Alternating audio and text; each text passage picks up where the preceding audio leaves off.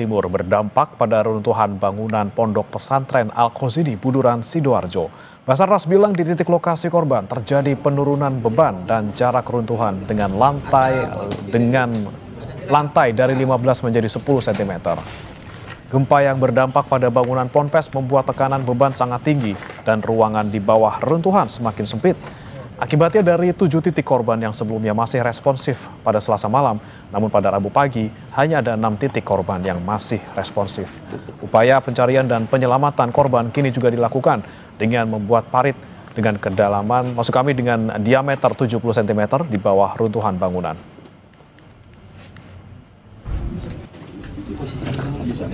Dari kegempaan semalam, dari A1 terjadi penurunan posisi beban yang tadinya sekitar 15 cm di tempat korban, diukur tadi sudah turun menjadi 10 cm.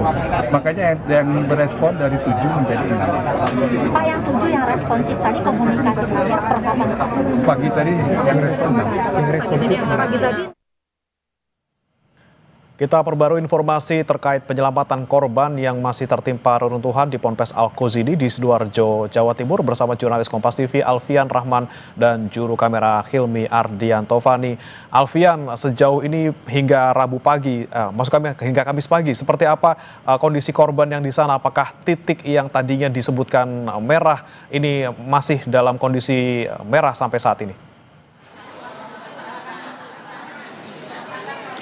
Iya, Breman dan juga saudara, informasi yang kami dapatkan terbaru pagi ini dari Kakansar Surabaya, yaitu Bapak Nanang Sigit sendiri menyebut pihaknya telah melakukan asesmen atau pemeriksaan secara berkala begitu dari malam tadi sekitar pukul 9 malam dilanjutkan pukul 10 malam secara berurutan menggunakan beberapa alat begitu seperti suara dan juga detektor suara begitu, ini untuk mencari keberadaan dari para korban yang diduga masih hidup, masih selamat di bawah reruntuhan dari Ponpes Al-Qozini sendiri. Namun informasi yang kami dapatkan dari proses asesmen tersebut yang dilakukan hingga dini hari, bahkan hingga pagi hari tadi, tidak ada respon dari mereka atau para korban yang masih ada di dalam runtuhan.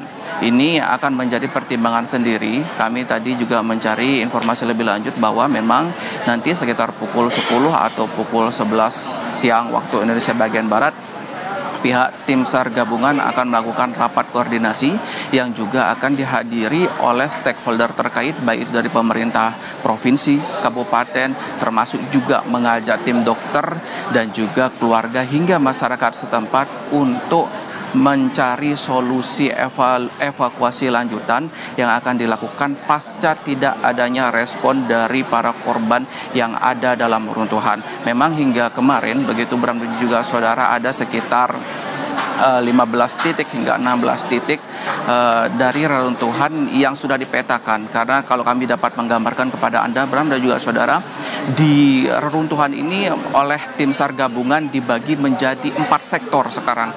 Sebelumnya dari hari pertama sampai hari ketiga ada 3 sektor. Sekarang di hari keempat pencarian ditambah menjadi sektor 4 begitu, ada sektor 1, sektor A2, A3 dan juga A4, di mana dari 4 sektor ini sendiri memang ada potensi korban yang masih belum diselamatkan. Data terakhir yang kami dapatkan memang ada 59 yang diprediksi masih ada dalam reruntuhan, tapi dari jumlah tersebut hingga hari ini, hingga pagi ini tidak ada yang memberikan respon baik dalam bentuk gerak maupun suara, termasuk juga terkait suhu mereka, karena dari tim SAR sendiri menggunakan alat thermal detector begitu untuk mengetahui keberadaan dari suhu para korban ini yang dinyatakan memang tidak ada respon sama sekali, dan ini akan masih menjadi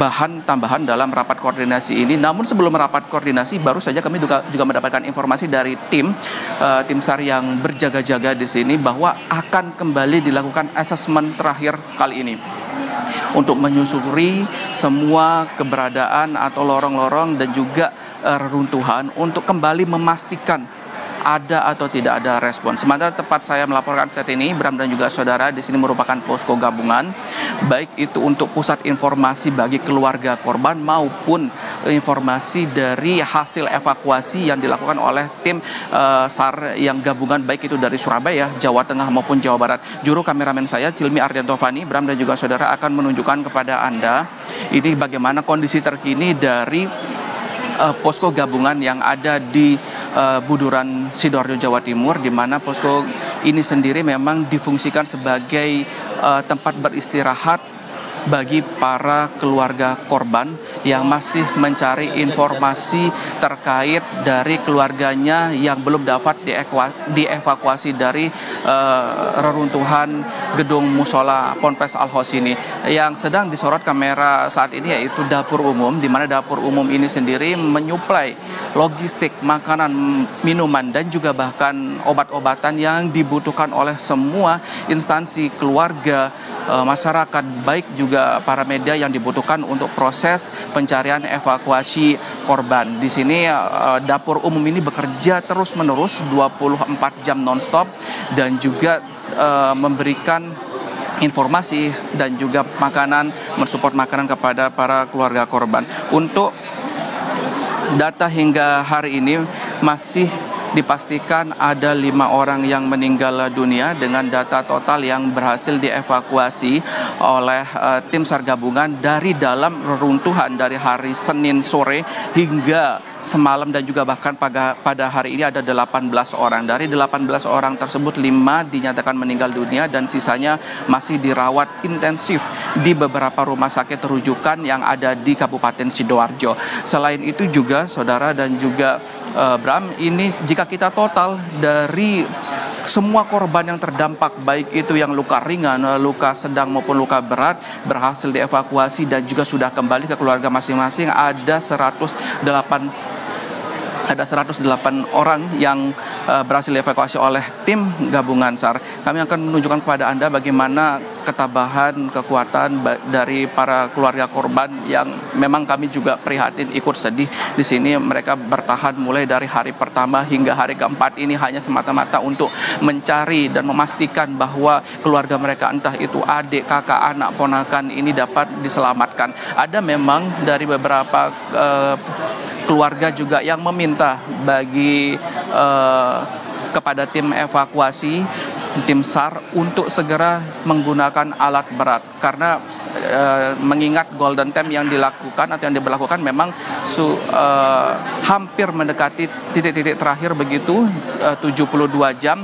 Dan informasi yang kami dapatkan dari tim SAR sendiri, golden time atau waktu krisis ini, Bram dan juga saudara, nantinya akan berakhir pada sore nanti, pada hari Kamis ini sore nanti, dan itu juga akan menjadi poin penting dalam perumusan proses evakuasi lanjutan. Apakah tetap menggunakan evakuasi dengan secara manual, menyusuri seluk demi beluk dan juga selasar dari reruntuhan, apakah langsung menggunakan alat berat, ini yang menjadi bahan pertimbangan sendiri nantinya. Namun hingga saat ini sendiri tim SAR tidak memberanikan diri untuk menjawab permintaan dari para keluarga korban untuk menggunakan alat berat. Kendati pantauan kami di lapangan memang sudah beberapa alat berat disiagakan sejak hari pertama, baik itu dalam bentuk kren maupun dalam bentuk ekskavator yang memang siap sedia akan membantu proses evakuasi. Kami coba bertanya kepada Kakansar Surabaya sendiri tadi, Nanang Sigit, yang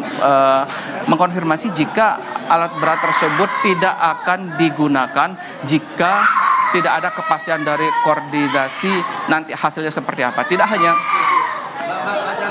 Tidak hanya proses evakuasi bagi korban, namun di sini juga ada tempat layanan konseling bagi para keluarga korban yang tengah menunggu, karena bukan tidak mungkin banyak di sini yang membutuhkan layanan konseling mendapatkan ini ada salah satu atau keluarga korban yang memang butuh penanganan konseling lebih lanjut karena belum ada kepastian dari proses evakuasi dari terdata 59 orang lainnya. Ya, selain itu Bram dan juga saudara, sebanyak 300 lebih ini personil gabungan tim SAR diterjunkan dalam proses evakuasi SAR, baik dari hari Senin maupun hingga hari ini. Tidak hanya berasal dari SAR Surabaya, namun juga berasal dari Yogyakarta, Semarang, bahkan hingga Jakarta.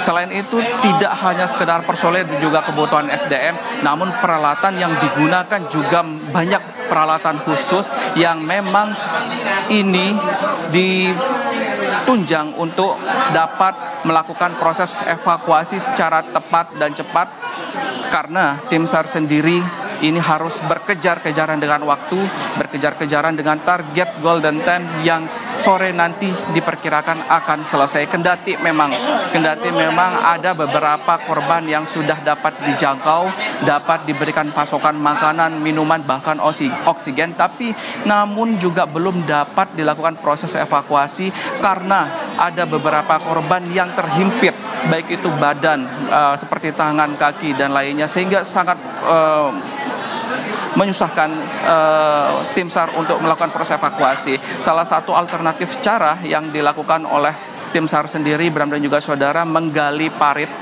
membuat kanal-kanal dengan ukuran sekitar 60 cm hingga 70 cm, menggali dari akses utama menuju ke beberapa titik korban begitu, dan ini sudah berhasil. Dan sekarang proses selanjutan adalah proses untuk mengetahui respon terakhir yang seperti saya sebutkan tadi, akan dilakukan asesmen terakhir sebelum diputuskan menggunakan alat berat atau seperti apa, Bram. Oke, asesmen masih kita nantikan hasilnya seperti apa. Terima kasih rekan Alfian Rahman dan juga juru kamera Hilmi Ardiantovani dari Sidoarjo, Jawa Timur. Selamat bertugas kembali. Jangan beranjak, saudara, kami akan kembali dengan informasi terkini dari peristiwa runtuhnya Ponpes Al Qausini di Sidoarjo, Jawa Timur. Tetap bersama kami di Breaking News Kompas TV.